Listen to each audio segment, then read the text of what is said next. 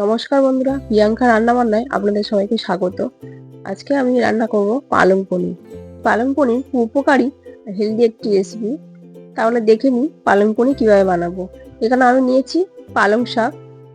পালং শাকগুলো খুব ভালোভাবে ধুয়ে বেছে ভালো করে পরিষ্কার করে নেব। আর নিয়েছি পনির, আমুলের পনির নিয়েছি। দেখুন, পনিরটা কেটে নেব আর পালং শাকগুলো খুব ভালোভাবে ধুয়ে বেছে পরিষ্কার করে নেব।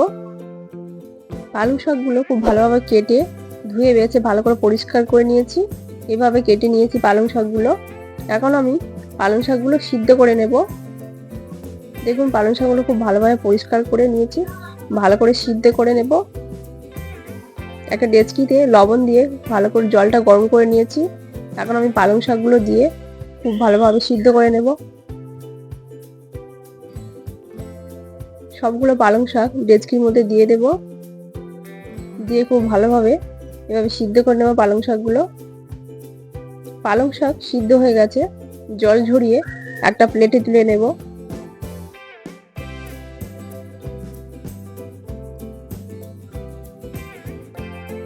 সবগুলো পালং শাক একটা প্লেটের মধ্যে তুলে নিচ্ছি।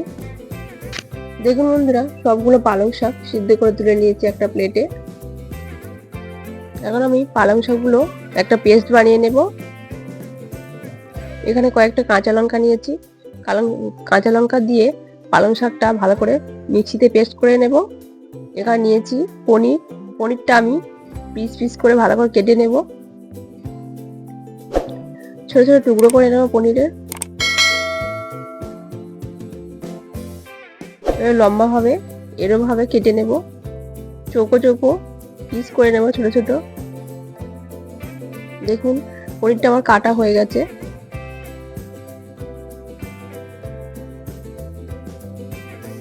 সবগুলো পনির আমি এভাবে টুকরো টুকরো করে কেটে নিয়েছি। কড়াইতে তেল গরম করে দিয়ে দেবো শুকনো লঙ্কা।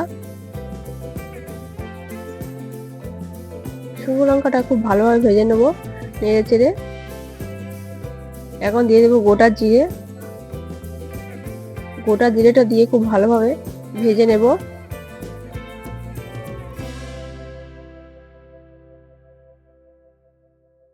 ফোড়নটা খুব ভালোভাবে ভেজে নিয়ে এখন এখানে দিয়ে দেবো পেঁয়াজ বাটা। পেঁয়াজের পেস্ট বানিয়ে রেখেছিলাম, পেঁয়াজের পেস্ট দিয়ে দিলাম। পেঁয়াজের পেস্টটা দিয়ে খুব ভালোভাবে নেড়ে চেড়ে ভেজে নেব। দিয়ে দেবো একটু আদা রসুন বাটা। আদা রসুন দিয়ে খুব ভালোভাবে নেড়ে চেড়ে ভেজে নেব। এখন দিয়ে দেবো টমেটো পেস্ট। টমেটো পেস্টটা দিয়ে খুব ভালোভাবে নেড়ে চেড়ে মশলাটা ভালো করে কষিয়ে নেব। মশলাটা খুব ভালোভাবে কষিয়ে নিয়েছি। এখন দিয়ে দেবো লঙ্কা গুঁড়ো, দিয়ে দেবো জিরে গুঁড়ো 1 চামচ, দিয়ে দেবো ধনে গুঁড়ো 1 চামচ, আর দিয়ে দেবো হলুদের গুঁড়ো। সবগুলো মশলা খুব ভালো করে মিশিয়ে নেব। সবগুলো মশলা খুব ভালোভাবে মিশিয়ে নেব।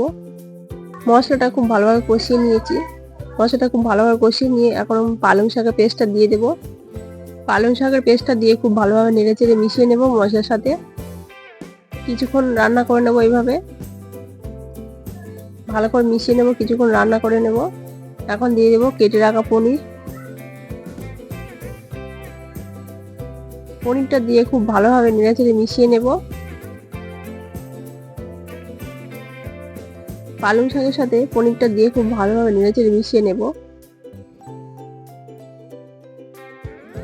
কিছুক্ষণ ঢাকা দিয়ে রান্না করে নেব।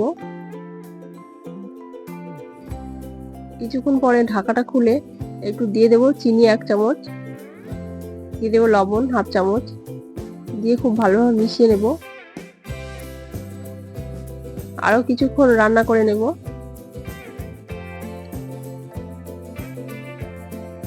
তৈরি হয়ে গেল পালং পনির। আমি খুব সহজে ঘরোয়া পদ্ধতিতে পালং পনিরটা করেছি। আপনারা এইভাবে বাড়িতে ট্রাই করে দেখবেন। তৈরি হয়ে গেল পালং পনির। রেসিপিটা কেমন লাগলো কমেন্ট করে আমাকে অবশ্যই জানাবেন। এরকম নতুন নতুন রেসিপিতে চ্যানেলটা সাবস্ক্রাইব করে পাশে থাকবেন।